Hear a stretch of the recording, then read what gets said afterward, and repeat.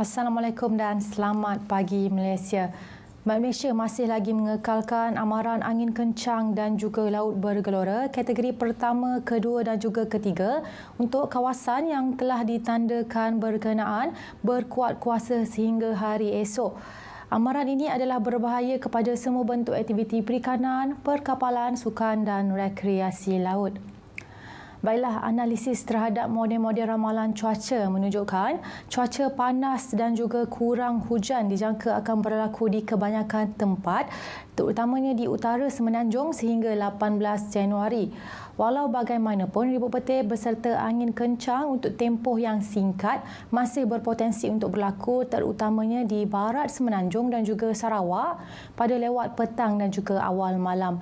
Jadi diingatkan kepada penduduk yang berada di kawasan yang berkenaan untuk banyakkan minum air untuk kekal terhidrat.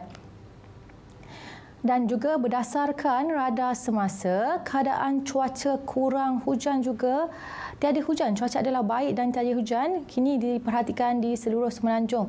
Hanya sedikit sahaja yang sedang berlaku di sekitar Selat Melaka dan menjauhi kawasan daratan. Manakala keadaan cuaca kurang hujan juga dapat diperhatikan sedang berlaku di Sabah dan juga Sarawak, di mana keadaan hujan hanya diperhatikan sedang berlaku di sekitar kawasan pesisir pantai di Sarawak dan juga bahagian Kudat. Dijangka keadaan cuaca di bahagian Kudat ini boleh memasuki kawasan daratan dalam sedikit masa sahaja lagi.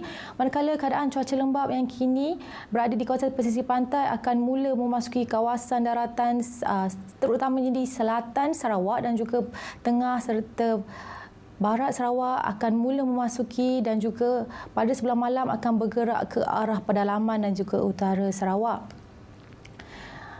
Untuk ramalan bahagian petang ke malam, Met Malaysia meramalkan keadaan kurang hujan di Semenanjung Malaysia, namun masih berpotensi untuk berlaku di bahagian pedalaman, iaitu di pedalaman Perak, di pedalaman Pahang, di Lembah Kelang dan juga sedikit di bahagian Johor. Manakala keadaan cuaca lembap diramalkan akan berlaku di kesemua bahagian di Sarawak dan juga hampir kesemua bahagian di Sabah, iaitu tertumpu di bahagian pantai barat dan juga pedalaman Sabah. Jadi diingatkan untuk para penduduk terutamanya di bahagian utara Semenanjung untuk kekal terhidrat dan juga kurangkan aktiviti di luar rumah. Baik, itu sahaja laporan cuaca yang dapat saya kongsikan pada ketika ini. Jadi sebelum kita berpisah, mari kita lihat ramalan cuaca bagi bandar-bandar utama dan indeks pencemar udara IPU di seluruh negara. Sekian, saya Anissa Asma. Assalamualaikum dan salam Malaysia Madani.